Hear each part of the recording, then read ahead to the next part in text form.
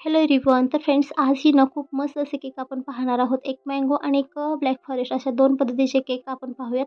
तर बघा, अगोदर मँगो जो केक आहे तर त्याचे जे क्रम कोटिंग आहे तर ते करून घेणार आहोत. तर त्यासाठी इथे व्हॅनिला स्पॉन्ज आहे तर तो घेतला आणि त्याचे जे लेयरिंग आहे तर त्या करून घेतल्या. व्यवस्थित अशा 3 लेयर आहेत तर त्या बनवून घेतल्या. आईस केकसाठी मी म्हणजे हाफ के-जीचा 1 के-जीचा हे जे केक असतात तर त्यासाठी 3 लेयर आहेत तर त्या बनवत असते. खूप मोठा हायटेड केक असेल तर त्यासाठी 4 ज्या लेयर आहेत तर त्या बनवते.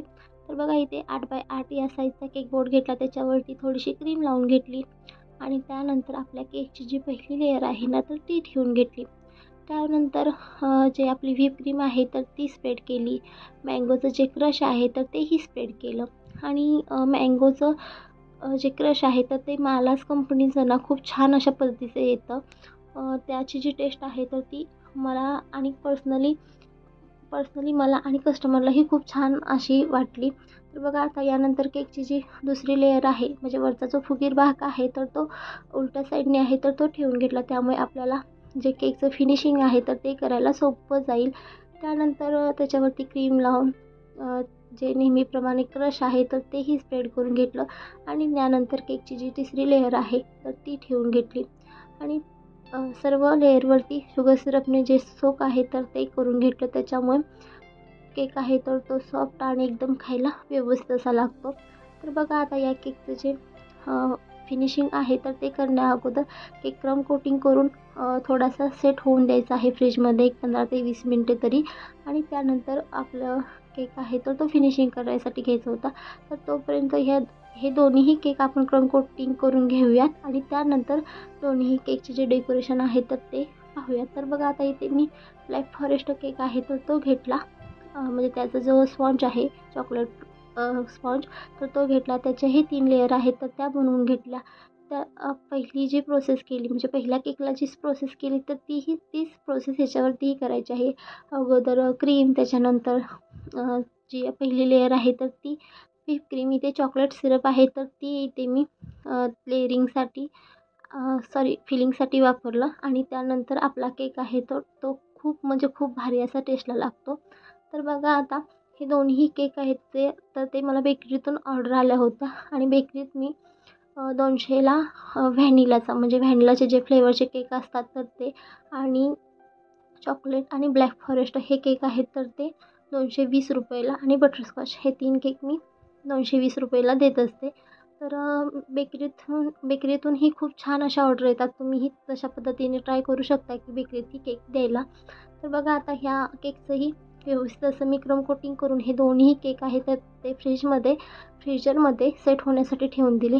तिथे माझा डबल डोअरचा फ्रीज आहे. सो त्यामुळे मी वरच्या फ्रीजरमध्ये अगदी व्यवस्थित असं सेट करून घेते आणि त्यानंतर जेव्हा कस्टमर न्यायला येतात त्याच्या अगोदर एक 15 ते 20 मिनटे सेकंड डोअरला केक आहे तर ते लावत असते. तर बघा, आता हे जे केक आहेत तर ते मी 15 ते 20 मिनटांनी फिनिशिंगसाठी घेतले होते. आणि तुम्ही पाहू शकता की केक थोडासा सेट झाल्यानंतर खूप मस्त असं या केकचं जे फिनिशिंग आहे तर ते येतं आणि फिनिशिंग परफेक्ट येण्यासाठी जी क्रीम आहे तर ती जस्ट बीट केलेलीच घ्या. त्यामुळे फिनिशिंग एकदम उत्तम असं येतं आणि तुम्ही पाहू शकता की किती मस्त असं जे फिनिशिंग आहे तर ते होत आहे. तर आता फिनिशिंगसाठी मी पत्त्याच्या पानाचा वापर करते. तर तुम्ही जे ATM कार्ड्स आहेत किंवा जे बेकरीमध्ये म्हणजे जे केक मटेरियल शॉपमध्ये स्क्रॅपर मिळतात तर त्यानेही करू शकता. पण मला याने खूप छान प्रकारे जमतं कारण पर्सनली मी सांगते, कारण हे मी प्रत्येक व्हिडिओमध्ये सांगत असते. कारण याने ना म्हणजे खूप मस्त असं जे फिनिशिंग आहे तर ते येतं. सो पर्सनली मी सांगते की पत्त्याच्या पानाचा तरी तुम्ही उपयोग करा, पण ATM कार्ड किंवा स्क्रॅपरचाही यूज करू शकता.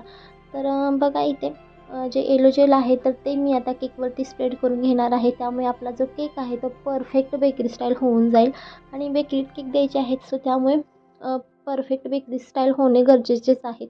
तर बघा, इथे मी आता हे जे जेल आहे तर ते अगदी व्यवस्थित असं स्प्रेड करून घेत आहे.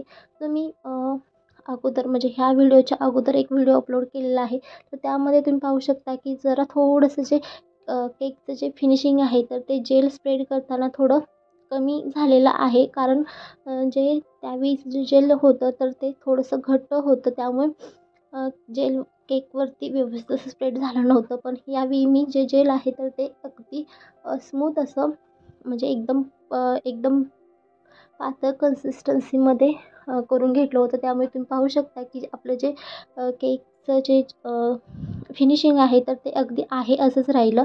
तर त्यानंतर काही गार्निश आहे तर ते केकवरती डेकोरेट केले. केकची बॉर्डर आहे तर ती बनवली आणि केकच्या वरती म्हणजे आपण जे गार्निश बनवले त्याच्या वरती पुढे काही 2 रोझेट आहे तर ते बनवले. तर त्यासाठी मी नोरवन या नोझलचा यूज केला. त्याच्यावरती चेरी घेतली आणि हॅपी बर्थडेचं टॅग काही शुगर बॉस यामुळे आपला केक खूप उत्तम असा दिसतो. मी जे गार्निश बनवते आणि त्याच्यावरती डेकोरेट केल्यानंतर थोडासा गोल्डन कलरचा जो स्प्रे आहे तर तो करत असते. त्यामुळेही आपला केक खूप भारी असा दिसतो. आता हा केक तयार झाला. आता त्यानंतर ब्लॅक फॉरेस्ट केक आपण बनवायला घेतला. माझे जे ब्लॅक फॉरेस्ट केक आहेत ना तर तेही कस्टमरला खूप जास्त असे आवडतात. त्यामुळे जास्तीत जास्त मीही कधी एक्स्ट्रा केक करून ठेवायचे म्हटले तर ब्लॅक फॉरेस्ट आणि बटरस्कॉच या 2 फ्लेवरचे केक बनवत असते. कारण या दोन्ही केकचे माझे जे केक आहेत तर त्याचे फीडबॅक खूप छान असे आहेत. तर बघा आता इथे हे जे हा जो केक आहे तर त्याचंही फिनिशिंग अगदी उत्तम असं मी बनवून घेतलं आणि त्यानंतर थोडंसं कडेने मी स्क्रॅपरने स्क्रॅप करून घेते. त्याच्यामुळे ब्लॅक फॉरेस्टच्या केकने आपण ब्लॅक फॉरेस्ट केकच्या कडेला आपण जे चॉकलेट्स आहे तर ते टाकून घेतो ना तर ते उठून दिसतं. सो बघा आता या केकचं जे फिनिशिंग आहे तर ते झाल्यानंतर आपण स्क्रॅप करून घेऊयात. तर आपल्या या चॅनलवरती ना मी खूप सारे व्हिडिओ अपलोड केलेले आहेत तर ते जाऊन तुम्ही चेक करू शकता. आणि आपल्या या चॅनलला जर तुम्ही अजून सबस्क्राईब केलं नसेल तर सबस्क्राईब करा. आणि केक आवडत असतील आणि आपण जे व्हिडिओ अपलोड करतो तर तेही तुम्हाला आवडत असतील तर आपल्या या चॅनलला सबस्क्राईब करून चॅनल जे शेजारी जे बेल आयकन आहे तर ते ऑलवरती करा. त्यामुळे तुमच्यापर्यंत सगळ्यात अगोदर नोटिफिकेशन येऊन तुम्ही कोणताच व्हिडिओ मिस करणार नाही. तर बघा आता कडेने जे चॉकलेट आहे तर ते स्प्रेड केलं. वरतीही मध्ये जे चॉकलेट आहे तर ते टाकून घेतलं. त्यानंतर एकदम स्मॉल जे स्टार नोझल आहे तर त्याने केकची आपण बॉर्डर बनवून घेऊयात आणि नोरवन या नोझलने केकच्या वरतीही काही रोझेट बनवून घेऊयात. आणि रोझेट बनवून घेतल्यानंतर त्याच्यावरती चेरी ठेवली ना ब्लॅक फॉरेस्ट केक दिसायला एकदम मस्त असा दिसतो. तर बघा आता ह्याच्यावरती आपण चेरीही ठेवून घेऊयात. मध्ये हॅपी बर्थडेचं टॅग हे मी कंपल्सरी केकवरती डेकोरेट करतच असते. त्यामुळेही आपला केकचा लुक एकदम भारी असा दिसतो. तर बघा हे जे केक आहेत तर ते तुम्हाला कसे वाटतात तर ते मला नक्की सांगा. तर बघा आता केक थोडेसे सेट होऊन दिले 1-2 तासासाठी आणि त्यानंतर केकचा जो मधला डोअर आहे तर त्यामध्ये ठेवले आणि तुम्ही पाहू शकता की केक किती छान असे झालेले आहेत.